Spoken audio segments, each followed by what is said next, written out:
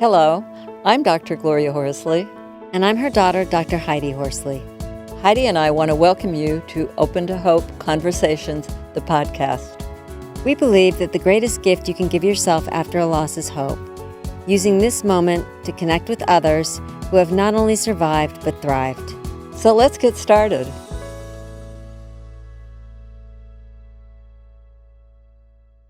Welcome to the Open Hope Show. I'm your host, Dr. Gloria Horsley, with my daughter and co-host, Dr. Heidi Horsley. Well, Heidi, people are so often asking us, how do they tell their young children about grief and loss? And we've always found that children's books are a wonderful way to do it. And we have got a beautiful book that has been written just on that subject of helping kids. And we want to introduce you to our guest first, who has written the book. And she's a bereaved widow, and you will find out about her story on the show. Our show today is going to be on remembering our dads, and our guest is Veronica Slater. And Veronica is a bereaved spouse. She lost her husband when she was relatively young, and she had two small children. So she was a young widow. And she went on to write a book, Mom, called My Father's Kite, which was basically a book for her young daughters talking about the loss of their dad. And it is a tribute to their father. And Veronica is also an educator, a writer, and a photographer. Welcome to the show, Veronica. Thank you for having me. Hello. Hello, and Veronica's tuning in from Canada, right? Toronto, yes. Awesome. Well, you know what? I was I came home, and I've been out of town, and I came home and I picked up your book, and I'll have to tell you, it is so beautiful. My Father's Kite, got it right here. It's absolutely gorgeous. And you know what? I had to read through the whole thing. I was standing in my kitchen reading it, looking through the whole thing, and I was surprised. I had tears in my eyes immediately and was so touched by this book. And it reminded me of my brother, who was a great kite flyer. And you know, and kites are such special things, such special stories for us. But I wanted to go back, way back in that time when you were a young widow. Well, actually, my daughters came after his diagnosis. So he lived with ALS for 5 years. And so he had ALS. Yes, Lou Gehrig's disease. Yes. Yeah. And so the girls came after the diagnosis, within 15 months of each other. So we lived a very busy and full life for 5 years until he sadly passed away. It was something that we prepared well for because we knew, what was going to happen. We just didn't know when. Even during his illness, we were living in a small community. And isolation was real. It was also just before the internet. So, it was very difficult to get information, to join groups, to find support. And after he died, the situation was pretty much the same. We were still living pretty far from our family and friends. And so, like I said, isolation was real.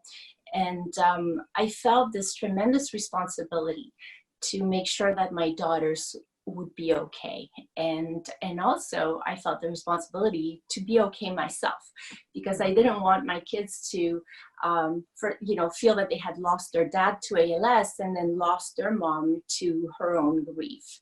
So I needed to find a medium that would allow me to get us together, to gather us.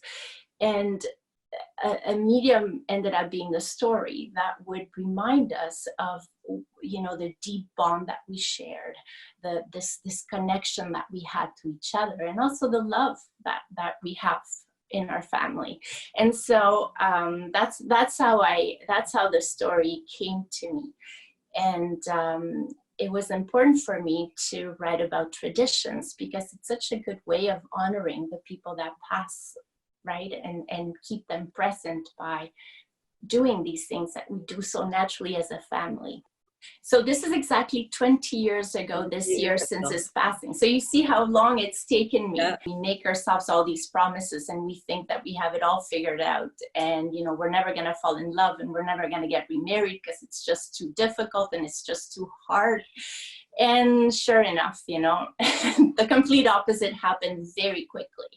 And so Stop and ask you how quickly, because Heidi and I have done a lot of presentations with people who've lost their spouses, haven't we, Heidi? And they're, like you say, it doesn't, there's surprise, and also they're like, wow, is it okay? And did your family think it was okay for you to get married that soon? And how soon was it?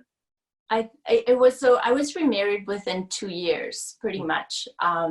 My second husband is very likable, and so and I think that our happiness was important to the people that love us, and so it just became a new story and a new part of our lives, and I love it. And then we've had 2 more children, so Well, so our family has grown. I like this too, Veronica, because being happy and moving on is what your first husband would have wanted, and bringing another person into the girls' lives. It's such a positive thing, but I do think sometimes there's judgment. People either think you haven't waited long enough, or that you've waited too long. It's like you're damned if you do, you're damned if you don't, And it's interesting that people even weigh in on this, because I sometimes think it's none of their business. So, I like the fact that you found someone and that he sounds like an amazing person. And obviously I'm guessing that he has allowed you to keep the memory of the girl's dad alive, because you wrote this book.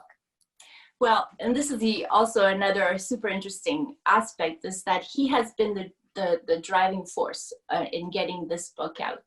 Wow. He pretty much laid out the foundation for me to know how to publish it, and really, literally took it out of my desk drawer and said, this should really be out there.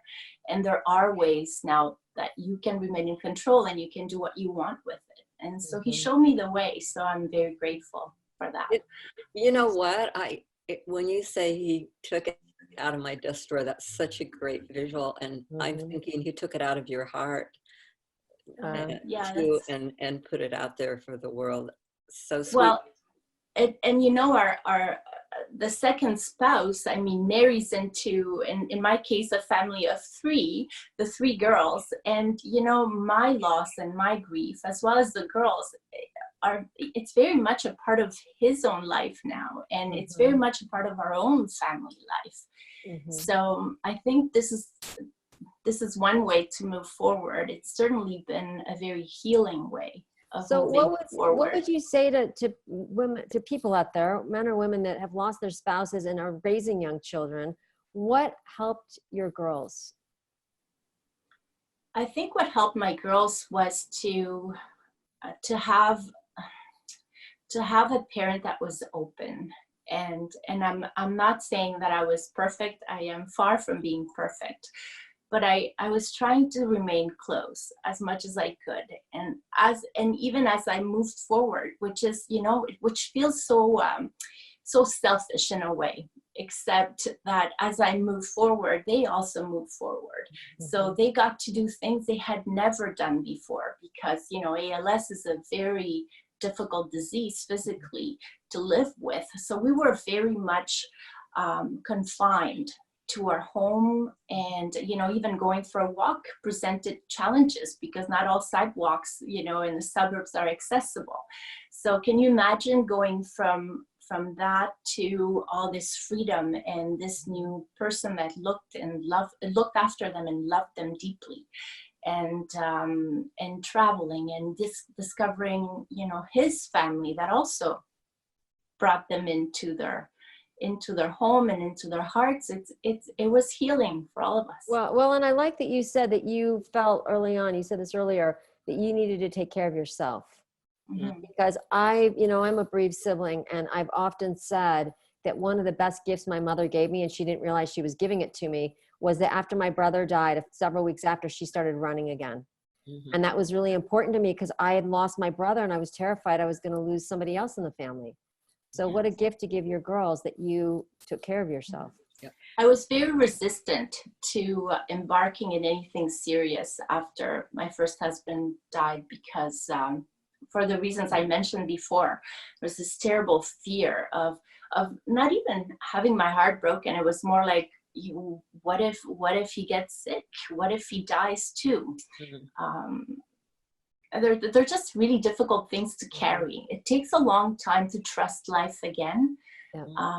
So I think that, like in my book, if you're able to kind of attach your, I guess, your emotions and your being to something bigger than yourself, in this case, it's nature. How, we know for a fact that there's always a beginning, there's room for growth, and then, there's also a season for slowing down, and then things tend to come to an end.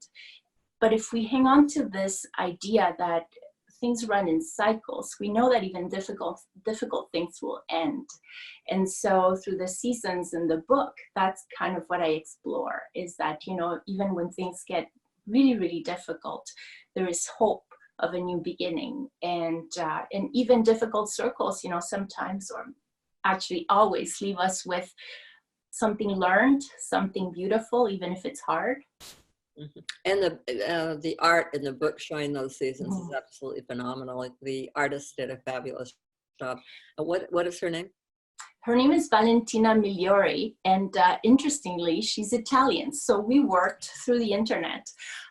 We had this year-long dialogue about the book and the illustrations, and we exchanged sketches. So the way I was envisioning my story was very clear in my mind, and so I needed someone that would work with me, and I found the perfect person. Wow, Heidi, how healing again to be able to run this story through another artistic person and get their vision. I love it. I've got to ask you one question. How did you and your husband meet? I know people are like wondering. He came to my door. He came to my door, literally. In the midst of my husband really being almost at the very end of his life, our financial advisor could not help us anymore because he had been transferred. And so he recommended Mark. And so after my husband passed on, I needed to continue and get all my things in order. There's a lot of admin work related to death, and it was draining. So anyway, and I had this new financial advisor I needed to meet, and so Mark came to my door, and that's how we met. And it took a long time. Or it's not a long time, but I mean, to me, it seemed like every time we met, I felt more and more at ease, and I was so conflicted inside of me. I felt guilty for feeling that it was so great and so fun, and that I was so attracted to this person, because I felt disloyal, and part of me was just so keen to get going, and start living again. Living with ALS for 5 years is a long run. Yeah. Well, that's what I was thinking. Right, Mom? You were preparing in some way for all these years. Just lose all that function. It's heartbreaking disease. Yeah, heartbreaking. Well, and now your husband, is he involved in the literary world? How did he know how to publish a book and help you? I think he's very savvy. He just got on Google and figured it all out. And really, I was in the back seat. I didn't do much. I'm not entirely sure I was ready for things to get going. I honestly just felt that maybe no one could relate to what I had to say. Because it felt so personal to me.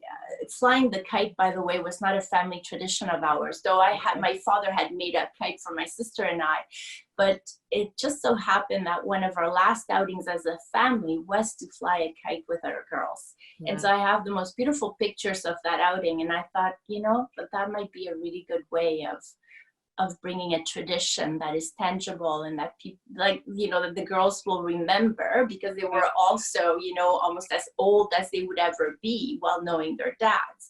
So I wanted them to have that visual and that connection to the kite. So I wanted to know, what did they say when they saw the book? They're young adults now and doing really well. But I mean, they've always known of the story, and I've read them the story, and they've read the story on their own. But And then there's also the two younger siblings who are also, well, they're teenagers, and they've also known about the story, and they've known about our previous family. And so it's all part of our day-to-day reality in a way. I think my girls were positive and encouraging. I think they like to know that, our story matters. I think the book also helps your daughters that didn't know their sister's father to get to know their life before they were born, to get to know that whole other part of their life, because now you're in a blended family. So it took me a long time. It's not something that I've always done naturally. It really took a lot of work, and it took work to literally, go into the basement and dig up all of our family albums that I hadn't looked at in many years. Because sometimes when, you feel like you're starting this new life and you're having all this fun and everything is just so normal, you don't really want to revisit that stuff. You don't want to be reminded of outings and certain celebration and that stuff, but it comes a time where it becomes important that you do. So it was a lot of work. Physically I went and dragged them out of the basement and I brought them out, but it was a process. These things don't happen overnight. Wow, that's an incredible thought of a process of bringing that. One thing that I think is so important for people that are joining us today is the fact that it's never too late. I mean, people are hearing you. It's never too late to revisit that story and to do that, right, Heidi? absolutely. And then it's normal to be ambivalent about wanting to go there, because there's a lot of pain and a lot of grief and a lot of, like you said, a lot of loss, things that you lost. And and you need to be ready to do that. And it's okay to kind of put things away. And then, there comes a time where you're ready to revisit it. And I like that you still had all the stuff, because people are always saying to us, what should we keep? What shouldn't we keep? And early on, sometimes they want to get rid of things and then they regret it later. So I think that was a great, putting it away in the basement until you were ready to revisit it. Yeah. It takes work, and I think you need to be aware of the fact that it's not because you're feeling a certain way or experiencing certain emotions that the people around you or the people that are grieving with you are at the same point or just experiencing the same. And so that's why I thought that if we had a medium, if we found a way of reminding ourselves of what really matters, which is each other, then we'd be better off, no matter what it is that we were individually experiencing. So what would you say for advice to people who have had a loss? How, particularly we're talking about spouse loss, and what are some of the rituals that you would suggest, or how do you introduce and keep the memory? There are birthdays. Birthdays are important. There is, and interestingly, ladybugs make us think of my first husband and the girl's dad, because they just started to manifest themselves after he passed in the weirdest places. And so ladybugs have become a symbol for our family. And so when we see ladybugs, we take pictures and we send them to each other. We often see them around birthdays, celebrations, and we hang on to that because it's a presence. And actually in the book, there's a ladybug that's hidden on every page. And so it's a way of also looking for hope, right? I love that. Absolutely. You have to look hard sometimes. Younger children can look at the story in terms of just the art, because that also tells a story, right, of the circle and a time for everything, a time for every season. So there's really two stories, one with the words and one with the art that Valentina created. If you had some advice, what would you suggest? I think, and this is in hindsight, right? I've had a lot of time to think about this. I think the best thing is to remain open. I really do. I think that if you stay open and stay present, and you're open to new experiences, and you're also open to looking at the past, so that you can grow from what's happened, and be open to what your children might be feeling and going through. There's no right way of going through profound loss. You just have to navigate the trickiness of it, and the only way of doing that is really by being open and being present. Mhm. That's Great advice. Now tell people how they get your book. So it's very easy. Just go to Amazon, and it's right there. My Father's Kite. Thank you so much for sharing your ideas and thoughts with the world. Thank you so much to both of you. Thank you, Veronica, and thank you for helping us find hope after losing a dad and a spouse. Thank you so much for having me. And thanks everybody for joining us today. And Heidi and I will hope you visit us at opentohope.com.